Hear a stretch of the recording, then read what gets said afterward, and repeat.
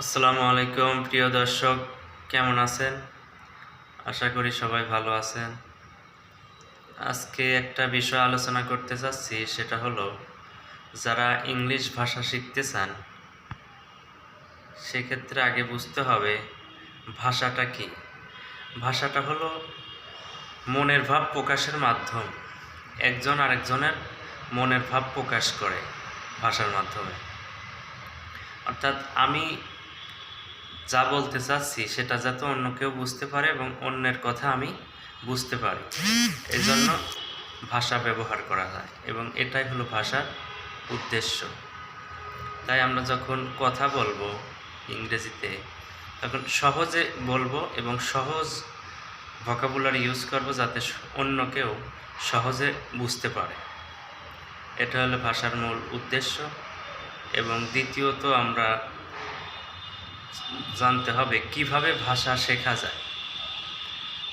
আমরা যদি ভাষা শেখার ক্ষেত্রে আমরা একটা শিশুর দিকে খেয়াল করতে পারি, 2 বছর 3 বছরের একটা শিশুর দিকে খেয়াল করতে পারি সে কিভাবে ভাষা শেখে।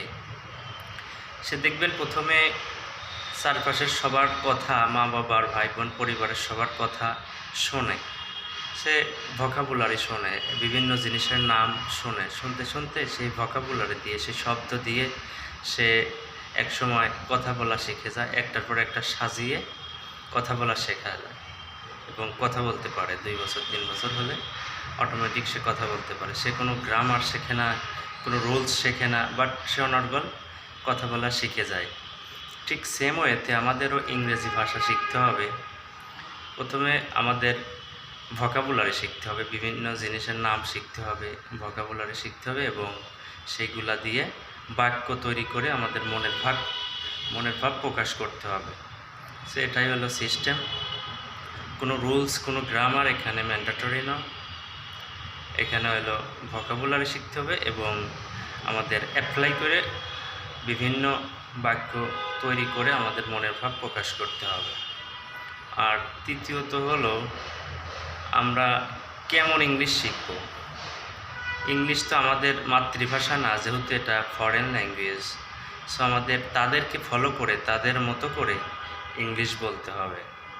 আমরা যদি আমাদের মতো করে বলি তাহলে সেটা শুদ্ধ হবে না।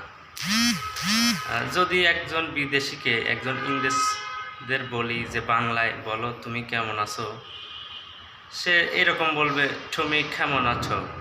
সো এটা তো শুনতে ভালো লাগে না।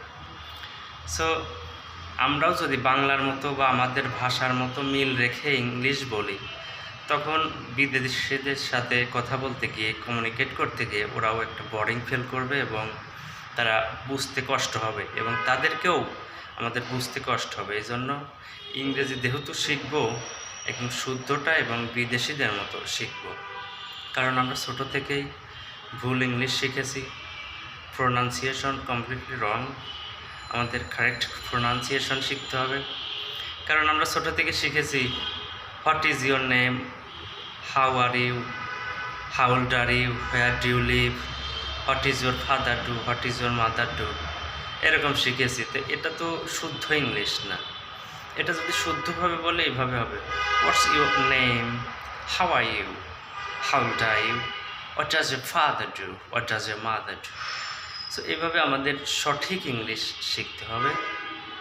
তাহলে আমরা যে কোনো মানুষের সাথে, বিদেশে গিয়ে বিভিন্ন ফরেন পিপলদের সাথে সহজে তাদের কথা বুঝতে পারবো এবং আমাদের মনের ভাবও তাদের কাছে সহজে প্রকাশ করতে পারবো এবং যারা আইএলটিএস দেব তাদের জন্য অনেক হেল্পফুল হবে।